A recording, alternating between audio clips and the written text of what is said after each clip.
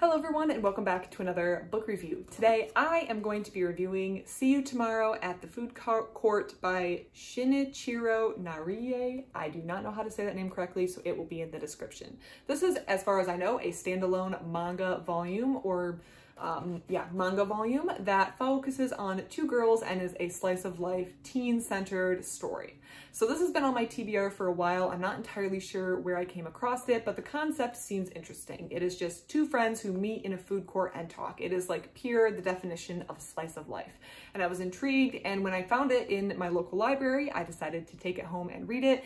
Both so I could get it off my TBR, but also because, I genuinely wanted to read it. It's why it was on my to-read list in the first place. So this book being just one volume, that feels very slim to present a story, but I think the author did a really good job of putting a narrative in such a short period of space, especially because this is, as far as I know, standalone. So the author really had to get everything in one volume in the slice of life format where they're just meeting at a food court in a mall or a shopping center area once in a while. So I think the author had a challenge set up and they delivered. And so I really liked that. The focus of this are just the two girls who are in the story. They're basically almost the only characters. There's some side characters who are brought in, but the story is just around these two. We have Wada, who is this girl here. She's known in her class as quiet, studious, honor roll, maybe a little bit on the wealthier side, or at least her family is. So she has this presentation of being quiet, put together, honor roll, good student. Then we have this girl here who is Yamamoto. Yamamoto is known as, she's that, I don't know how to say it correctly, Gyaru.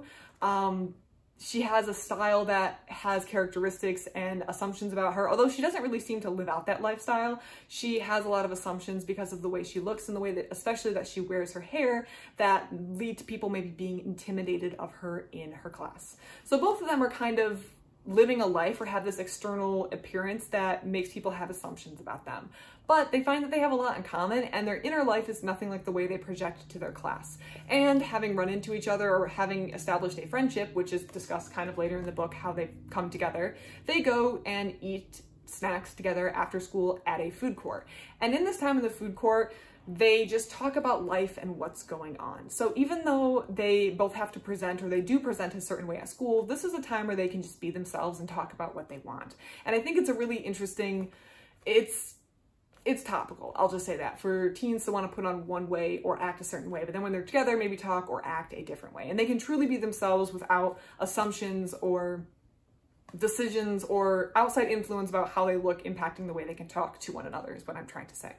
So they just talk about day-to-day life. It is slice of life. They talk about embarrassing moments or mistakes they made in the past. There's a lot of emphasis, of course, on boys, fictional crushes, boys they find attractive, boys who were annoying to them in middle school, boys they're currently interested in, and also, of course, the jealousy when one of these girls thinks the other maybe has a love interest or vice versa, and navigating how they manage having a boy while also having their friends. So all of that, of course, coming up.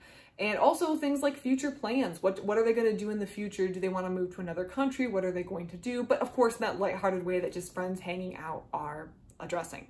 And of course, they also talk about things that are less serious, because this isn't just a serious monologue of what they're talking about. When you talk with your friends, you talk about all sorts of things. They talk about weird food combinations that they love, or bathing suits, what bathing suits they should wear, or what bathing suits they would get, and where they should go on summer vacation. So we have lighthearted topics as well that is kind of woven in. But throughout the whole story, we kind of get a sense of what these girls are working through, what they're working on, mistakes they've made in the past, things they wish they would have done in the past, and where they kind of want to go in the future. So I do like the fact that even though there's not a super well-defined plot, there still felt like there was a forward-moving structure to the story. And I feel like it wrapped up in a concise, meaningful way in the end, in the sense that things weren't like left open at the very end that I felt like needed to be resolved immediately. I feel like the author did a really good job of creating a standalone manga volume that contained some semblance of plot while still being that slice of life style where it's just casual day-to-day interactions. If you've read See You Tomorrow at the Food Court, please let me know what you thought. Please let me know if you thought there were things the author could do better or worse, or your own thoughts on the volume overall. I would love to hear it. Otherwise, thank you so much for watching, and I hope you have a great rest of your day.